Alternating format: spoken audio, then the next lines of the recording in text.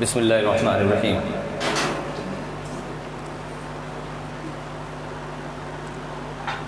नहमदुहु व नसल्ली व नसल्लिमु अला रसूलिल करीम। अम्मा बाद, फ़अऊज़ु बिल्लाहि मिनश शैतानिर रजीम। बिस्मिल्लाहिर्रहमानिर्रहीम। व इज़ा सअलका इबादी अन्नी फ़इन्नी क़रीब। सदक़ल्लाहुल मौलाना अज़ीम व सदक़ रसूलुहुन नबियुल करीम व नहनु अला ज़ालिका लमिनश शाहिदीन व शाकिरीन वल्हम्दुलिल्लाहि रब्बिल आलमीन।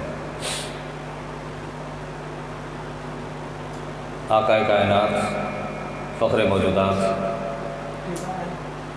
शहर यार इरम, ताजदार हरम, नौबहार शफ़ात, शमए बज़्म हिदायत, मुस्तफ़ा जान रहमत सल्लल्लाहु तआला अलैहि वसल्लम की बारगाह बिकसमना है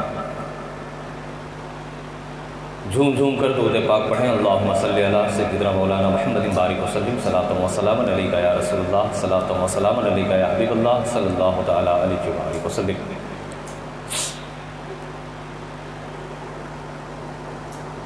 अहबाब,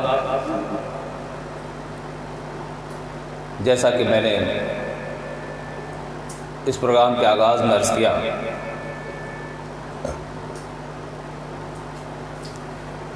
कि आज हमारा माशरा या मुस्लिम माशरा जिस इज़्तिराबी कैफियत का शिकार है, वहाँ से बाहर निकलने के लिए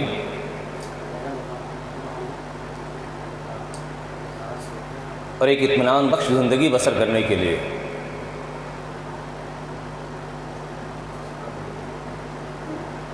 इस कायनात में नाजिल होने वाली बलाओं से महफूज रहने के लिए और उससे हिफाजत पाने के लिए बहैसियत मुसलमान हमारी और आपकी सबसे पहली जिम्मेदारी ये है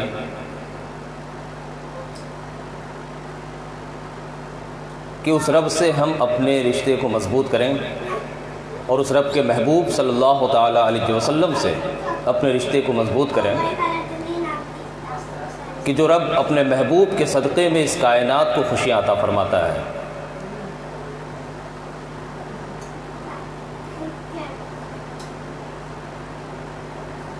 जब तक हमारा और आपका रिश्ता अल्लाह और उसके रसूल के साथ मजबूत नहीं होगा, हम अपनी कामयाबी का तसव्वुर भी नहीं कर सकते, न ही दुनियावी तौर पर न ही उखरवी तौर पर।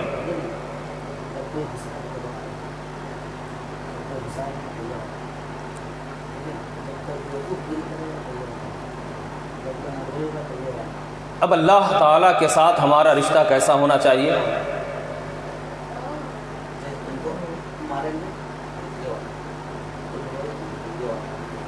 अल्लाह के रसूल सल्लल्लाहु तआला अलैहि वसल्लम के साथ हमारा रिश्ता कैसा होना चाहिए?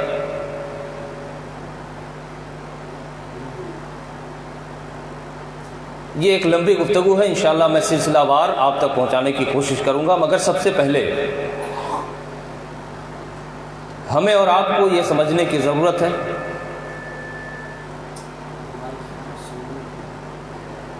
कि कोई भी रिश्ता हमारी ज़िंदगी में हमारे बहुत करीब कब होता है। हम और आप खूब अच्छी तरह जानते हैं कि जब आलम अरवाह से शिकम मादर में हमारी रूह को जिस्म का लिबास पहनाया जाता है और जब हम इस खाकदान गीती पे जाहिर होते हैं, जब हमें इस दुनिया में भेजा जाता है, हमें पैदा किया जाता है,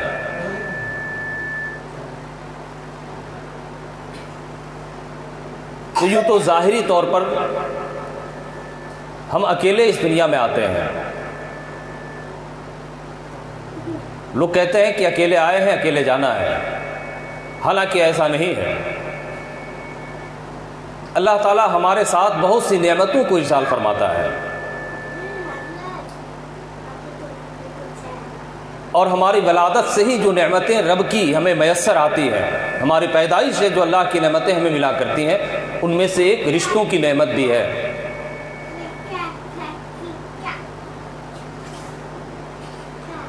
ये और बात है कि बहुत सारे रिश्तों को हम उस वक्त समझ पाते हैं और बहुत सारे रिश्तों को उस वक्त समझ नहीं पाते, क्योंकि हम उस कैफियत में होते हैं जहां मुकम्मल तौर से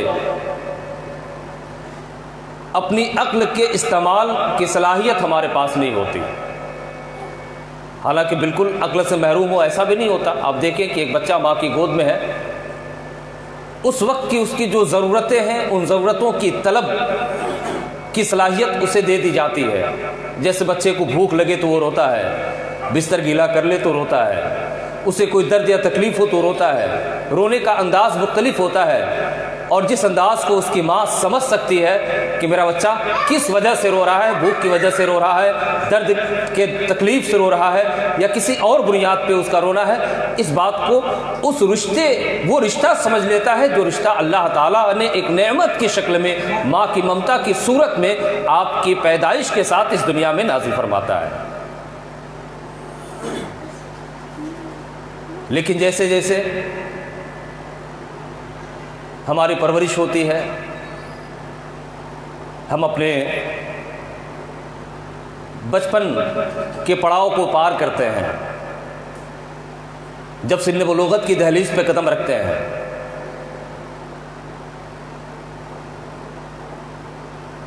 तो धीरे धीरे हम अपने इर्द गिर्द रिश्तों की एक जाल देखते हैं। रिश्तों की एक बहुत बड़ी कड़ी हमें नज़र आती है। माँ बाप का रिश्ता, भाई बहन का रिश्ता, चचा भतीजे का रिश्ता, मामू भांजा का रिश्ता, नाना नवासा का रिश्ता, दादा पोता का रिश्ता। फिर धीरे धीरे कुछ रिश्तों का इंतखाब हम भी करने लग जाते हैं। उसमें दोस्ती का रिश्ता है, अहबाब का रिश्ता है। लेकिन जब आप गौर करेंगे तो एक बात ज़ाहिरी तौर पर जो समझ में आती है वो ये है कि तमाम रिश्ते हमारे लिए बराबर अहमियत नहीं रखते, या तमाम रिश्तों की अहमियत हमारी निगाहों में बराबर नहीं होते। कुछ रिश्ते ऐसे हैं जिनसे हमारा बहुत करीब का लगाव होता है, कुछ रिश्ते ऐसे हैं जिससे हमारा बहुत दूर का लगाव होता है। अब इससे कतई नज़र ये एक अलग मौजू है, इंशाल्लाह कभी इस पर गुफ्तगू होगी। मगर जो मुशाहिदात है वो यही है कि एक इंसान अपनी ज़िंदगी में जिन रिश्तों की जाल में जकड़ा होता है, एक इंसान अपनी ज़िंदगी में जिन रिश्तों के साथ जुड़ा होता है, उनमें से बाज़ रिश्ते ऐसे होते हैं जिनसे क़ुर्बत होती है, बहुत करीब होता है, और बाज़ रिश्ते ऐसे होते हैं जिससे वो दूर होता है। कुछ रिश्ते ऐसे भी हैं जो क़ुर्बत के बाद दूरी इख्तियार कर लेते हैं, और कुछ रिश्ते ऐसे भी हैं जो दूरी के बाद क़ुर्बत का मकाम पा लेते हैं। आखिर ऐसा क्यों है? इन रिश्तों में क़ुर्बत या दूरी क्यों है? बाज़ रिश्तों से हम इतना करीब क्यों हैं और बाज़ रिश्तों से हम इतना दूर क्यों हैं? कभी दूर के रिश्ते करीब क्यों हो जाते हैं और कभी करीब के रिश्ते दूर क्यों हो जाते हैं? जब आप इस पे गौर करेंगे तो एक बात समझ में आएगी कि हम उन रिश्तों से बहुत करीब होते हैं जिन रिश्तों से हमें ज़्यादा मोहब्बत मिलने का यकीन होता है। जिन रिश्तों में हम अपने लिए बहुत ज़्यादा मोहब्बत देखते हैं, जिन रिश्तों में अपने लिए बहुत ज़्यादा प्यार देखते हैं, जिन रिश्तों में अपने लिए बहुत ज़्यादा लगाव देखते हैं, उन रिश्तों से हम करीब होते हैं। और यही फितरत इंसानी है, ये इंसानी फितरत का तकाजा भी है। अब आप अपने इर्द गिर्द बुने हुए रिश्तों के जाल में से हर एक तार का मुशाहिदा करें कि हमारे लिए कौन सा रिश्ता दुनियावी तौर पर सबसे ज्यादा करीब है, किस रिश्ते से हम बहुत ज्यादा करीब हैं, और कौन सा रिश्ता हमें बहुत ज्यादा अजीज है और जिसकी हिफाजत की हम मुकम्मल सही और कोशिश करते हैं। तो दुनियावी तौर पर जब आप उन रिश्तों को तलाश करेंगे ना, तो उसमें माँ के साथ आपका जो रिश्ता है वो सर फेहरिस्त नज़र आता है, वो सबसे ऊपर नज़र आता है। जानते हैं क्यों? क्योंकि आप माँ के रिश्तों में मोहब्बत की वो झलक देखते हैं जो आपके कहे बगैर आपकी बहुत सारी ज़रूरतों को समझ लिया करती है और उसे पूरा करने की कोशिश करती है।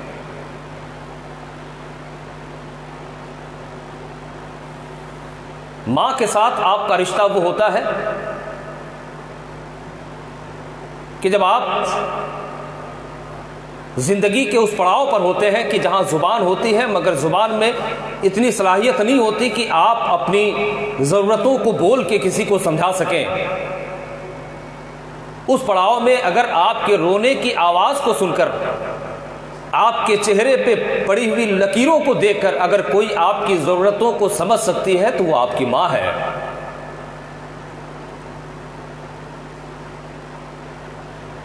दुनिया के सारे रिश्ते अगर किसी वजह से छूट भी जाए, टूट भी जाएं, तो माँ के साथ जो आपका रिश्ता है वो कभी नहीं टूटता, अगरचे आपने अपने माँ के साथ कितनी ही बेवफाई क्यों न की हो, अगरचे आपने अपने माँ के साथ कितना ही दगा क्यों न किया हो। हर हाल में आपके लाख जुल्म सितम के बाद, आपकी लाख नाफरमानियों के बाद भी कभी अगर आप मुसीबत में होते हैं और माँ की तरफ मुड़ के देखते हैं तो माँ आपके दिए हुए सारे दर्द को भूल जाती है, आपकी सारी नाफरमानियों को भूलकर अपने ममता की आंचल में आपको छुपा लिया करती है। यही वजह है कि इस दुनिया में जितने भी रिश्ते हैं उन रिश्तों में सबसे ज्यादा अहमियत आप अपनी माँ के साथ अपने रिश्तों को देते हैं। वो रिश्ता आपका सबसे मजबूत रिश्ता कहलाता है और उस रिश्ते की हिफाजत की आप मुकम्मल सही और कोशिश करते हैं। अब अगर इतनी बात समझ में आ गई हो तो आइए हम देखें कि कोई ऐसा भी है जो माँ से ज्यादा हमसे मोहब्बत करता हो। कोई ऐसा भी है जो माँ से ज्यादा हमसे प्यार करता हो। कोई ऐसा भी है जो माँ से ज्यादा हमें चाहता हो कि जिंदगी का एक बहुत बड़ा हिस्सा हम जिसकी नाफरमानियों में गुजार दें और फिर कभी अगर अपने गुनाहों का एहसास हो जाए तो आंखों में नदामत के आंसू के 2 बूंद लेकर आए और वो हमें हमारी जिंदगी के सारे गुनाहों को माफ कर दे। तो चलिए उस बारगाह नाज में, जिस बारगाह से हमारे ज़िंदगी के तमाम मसाइल हल होते हैं, जिस बारगाह से हमारे ज़िंदगी के सारे सवालों का जवाब मिलता है, यानी मुअल्लिम कायनात सरवर कौनैन आका करीम अलैहिस्सलातु तस्लीम की बारगाह में एक बार मेरे आका अपने सहाबा के साथ किसी सहाबी के घर तशरीफ ले गए। उस घर में एक सहाबिया थी जो करीब ही तनूर के पास बैठकर रोटियां सेक रही थी। उसे चंद हाथों के फासले पर एक छोटा सा बच्चा था जिसके पैरों में चलने की सलाहियत नहीं, घुटनों के बल चला करता था। वो बच्चा जो बार बार अपने घुटनों के बल चलता हुआ उस सहाबिया के करीब जा रहा है और सहाबिया उस बच्चे को खुद से दूर कर रहे हैं। आका करीम अलैहिस्सलातु तस्लीम ने इस मंजर को देखा तो सहाबा से पूछा कि ये बच्चा कौन है, ये औरत कौन है, इन दोनों का रिश्ता क्या है। तो साहबी ने अर्ज़ किया कि या रसूलुल्लाह सल्लल्लाहु अलैहि वसल्लम, ये बच्चा उस औरत का बेटा है और वो उस बच्चे की माँ है। क्या ये बार बार उसके करीब क्यों जाता है और वो बार बार उसे दूर क्यों करती है। साहबा ने अर्ज़ किया रसूलुल्लाह सल्लल्लाहु अलैहि वसल्लम, ये बच्चा अपनी माँ की मोहब्बत में शर्मसार होकर बार बार उसकी ममता के आंचल में छुप जाने के लिए अपने घुटनों के बल चलता हुआ अपनी माँ के करीब जाना चाहता है। और वो माँ जो तनूर के करीब बैठी है, उस तनूर की आग की तपिश से अपने बच्चे के नर्म व नाजुक जिल्द को महफूज रखने के लिए बार बार उससे अपने से दूर किए देती है। तो उस बच्चा का उस माँ की तरफ दौड़ना, ये उस बच्चे की माँ से मोहब्बत है, और उस माँ का उस बच्चे को आग की तपिश से दूर करने के लिए पीछे कर देना, ये उसकी माँ की मोहब्बत है। आका करीम अलैहिस्सलातु तस्लीम ने फरमाया कि इस मोहब्बत का तकाजा तो ये था कि कोई बच्चा अगर माँ की तरफ बढ़ता है, एक कदम तो माँ 10 कदम आगे बढ़ के उस बच्चे को अपने ममता के आंचल में छुपा लेती है, मगर देखो ये माँ अगर उस बच्चे को अपने से दूर भी कर रही है तो ये उसकी मोहब्बत का तकाजा है, ये भी उसकी ममता का तकाजा है कि वो नहीं चाहती, उसकी ममता नहीं चाहती, उसकी मोहब्बत नहीं चाहती कि उस बच्चे के नर्म व नाजुक जिल्द को आग की तपिश नुकसान पहुँचा दे। उसके बाद मेरे आका ने इरशाद फरमाया कि जानते हो, ये माँ इस बच्चे से जितना मोहब्बत करती है ना, ऐसी 70 माँओं से ज़्यादा तुम्हारा रब तुमसे मोहब्बत करता है। सुभान अल्लाह, ऐसी 70 माँओं से ज़्यादा तुम्हारा रब तुमसे मोहब्बत करता है। ये रब की मोहब्बत ही तो है कि तुम्हें जहन्नम की आग से बचाने के लिए हज़रत आदम अलैहिस्सलातु तस्लीम से लेकर हज़रत ईसा तक और फिर आखिर में अपने महबूब अलैहिस्सलातु तस्लीम को तुम्हारे दरमियान मबूस फरमाया। अल्लाह की तरफ से हज़रत ज़करिया आए और लोगों को जहन्नम से बचने का रास्ता बताते रहे। हज़रत यहिया आए, लोगों को जहन्नम से बचने का रास्ता बताते रहे। हज़रत इदरीस आए, लोगों को जहन्नम से बचने का रास्ता बताते रहे। हज़रत सीस आए, लोगों को जहन्नम से बचने का रास्ता बताते रहे। हज़रत याकूब आए, लोगों को जहन्नम से बचने का रास्ता बताते रहे। हज़रत अय्यूब आए, लोगों को जहन्नम से बचने का रास्ता बताते रहे। हज़रत यूसुफ आए, लोगों को जहन्नम से बचने का रास्ता बताते रहे। आखिर में अल्लाह ने अपने उस महबूब को, जिसे अपने कुर्ब खास में रखा था, उसे भी इसहाक दाने गीती पे मबूस किया ताकि उसके बंदों को अल्लाह ताला जहन्नम से बचा ले, जहन्नम से बचने का रास्ता बता दे। तो ये अल्लाह की मोहब्बत है कि जिस नूर को उसने अपने कुर्ब खास में रखा था, उस नूर को भी आपके दरमियान मबूस फरमा रहा है। वो रब आपसे कितनी मोहब्बत करता है, वो रब आपसे कितना प्यार करता है। जब आप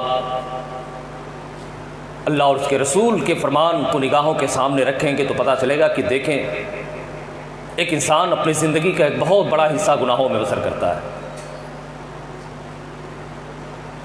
बहुत बड़ा हिस्सा गुनाहों में गुजार देता है, रब की नाफरमानी में गुजार देता है।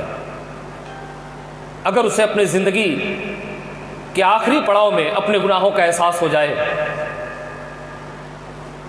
वो अपने गुनाहों पे नादिम हो जाए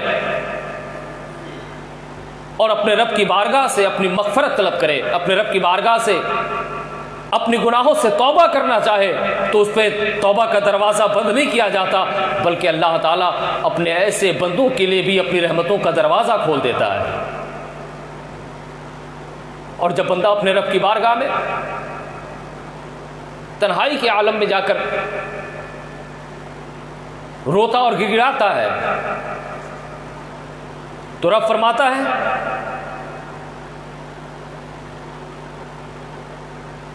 क्या नबी ऐसे लोगों से आप फरमा दें, व इज़ा सअलका इबादी अन्नी फ़इन्नी क़रीबुन, और हबीब सल्लल्लाहु अलैहि वसल्लम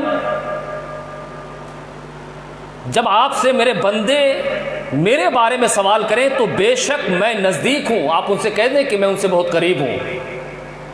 और फिर फरमाता है कि उजीबु दावतत दाई इज़ा दान, और अल्लाह फरमाता है कि मैं दुआ करने वाले की दुआ को कबूल करता हूँ। यानी अल्लाह ताला ने अपने बंदों से अपने रिश्ते का इजहार किस खूबसूरत अंदाज में किया। क्या नबी जब आपसे पूछे मेरे बंदे मेरे बारे में कि मेरा रब कहाँ है, तो आप उनसे कह दें कि मैं उनसे करीब हूँ, उनके शहरक से भी करीब हूँ। और किताबों में तो आया कि जब कोई बंदा एक बार तन्हाई के आलम में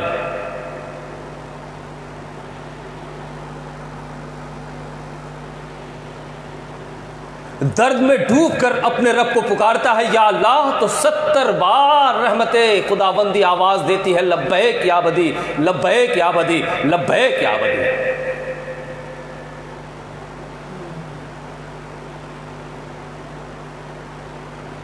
तो आपको सोचना है कि जो रब आपसे इतना प्यार करता है, जो अल्लाह आपसे इतना प्यार करता है, जो परवरदिगार आपसे इतना प्यार करता और आपके इतने करीब है, तो उस रब से हमारा रिश्ता कैसा होना चाहिए। हमारी माँ के साथ जो हमारा रिश्ता है, उस रिश्ते से बढ़कर भी अपने रब के साथ हमारा रिश्ता होना चाहिए।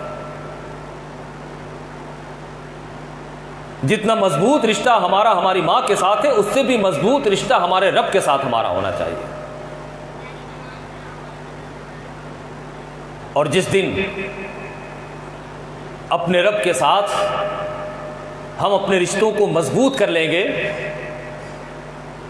तो अपनी हिफाजत की फिक्र हमें नहीं करनी है, रब की रहमत हमारी हिफाजत करते हुए नजर आएगी। अब अल्लाह के बाद जो रिश्ता हमारे लिए सबसे ज्यादा अहम है, वो रिश्ता रसूल कायनात सल्लल्लाहु ताला अलैहि वसल्लम के साथ हमारा रिश्ता है। अब नबी के साथ हमारा रिश्ता कैसा होना चाहिए, इसे समझने से पहले हमें यह समझना होगा कि उस नबी का हमारे साथ कैसा रिश्ता है। वो नबी हमसे कितना प्यार करते हैं, वो नबी हमसे कितनी मोहब्बत करते हैं। तो इंशाअल्लाह इस मौजू से मैं आइंदा कल आपसे गुफ्तगू की सआदत हासिल करूंगा, इस यकीन के साथ कि अल्लाह तबारक व तआला हम सबको अपने ईमान की हिफाजत की तौफीक अता फरमाए।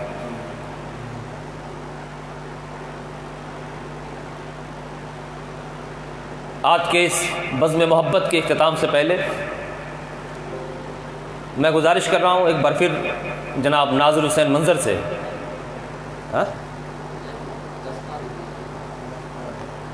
तो चंद अशार हज़रत मौलाना आशिक इलाही मसूदी साहब से आप समाअत कर लें। उसके बाद इंशाअल्लाह बाज़ाब्ता तौर पर आपको